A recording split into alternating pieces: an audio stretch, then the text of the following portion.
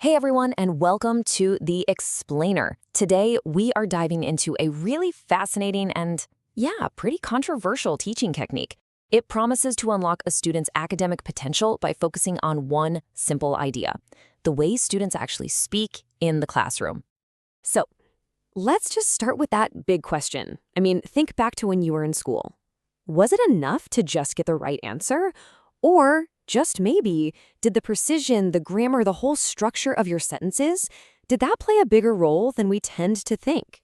Well, there's a popular technique laid out in the super influential book, Teach Like a Champion, that argues the how is absolutely critical.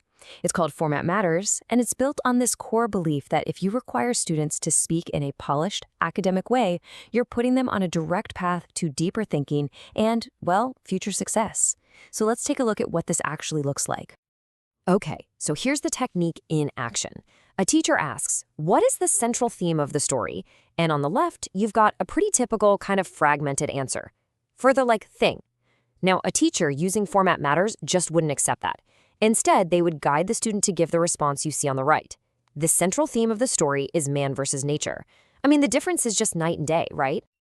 And listen, the stakes here, according to the technique's creator Doug Lemove, could not be higher. This quote, wow, it really sums up the whole philosophy. It's not just about sounding smart in class. It's about forging a fundamental tool, a battering ram, that can literally create opportunities for the rest of a student's life. So what's the real argument for this? Why does it work? Well, it's not just about a teacher's preference for sounding proper. The people who advocate for this point to some really solid research in psychology and education to back it all up. Let's get into the science of it. First up, you've got something called the Pygmalion effect.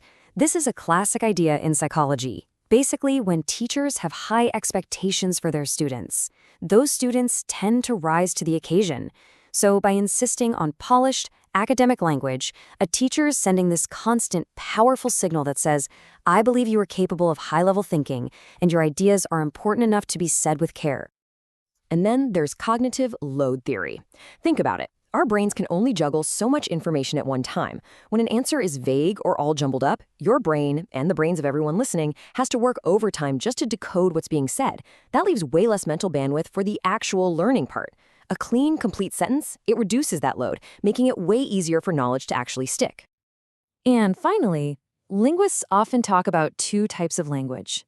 There's the casual language we use every day with our friends. They call it BICS. And then there's the more formal, technical language you need for school, which they call CALP.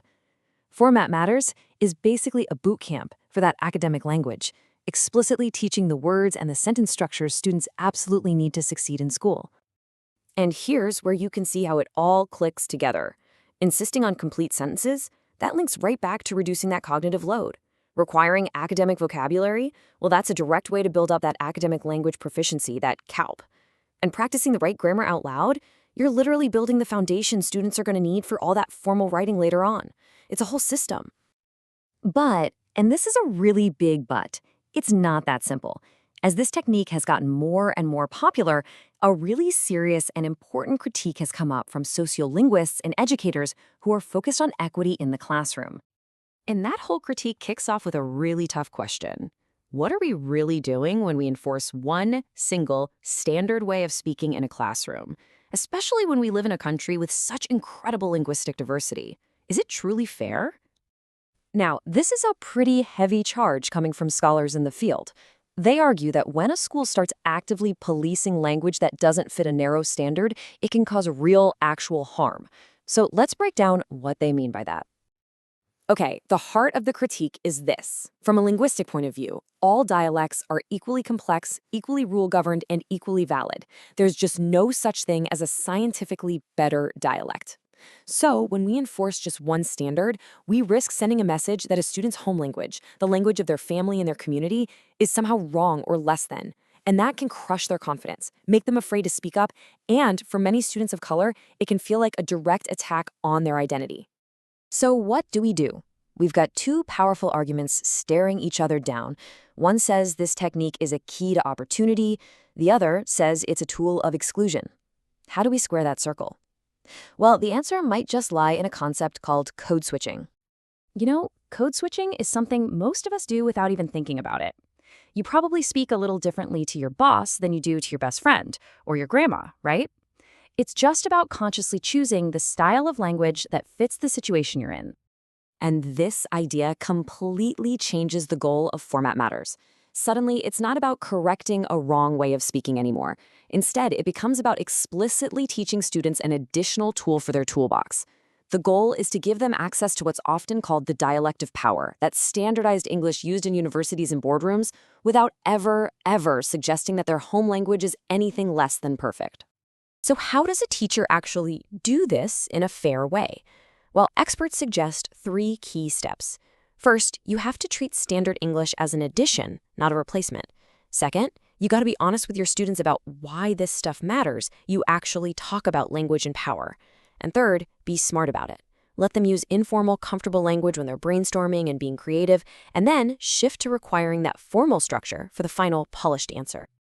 So where does all this leave us? It kind of seems like the debate isn't really about the technique itself, but more about the philosophy and the intention behind its use.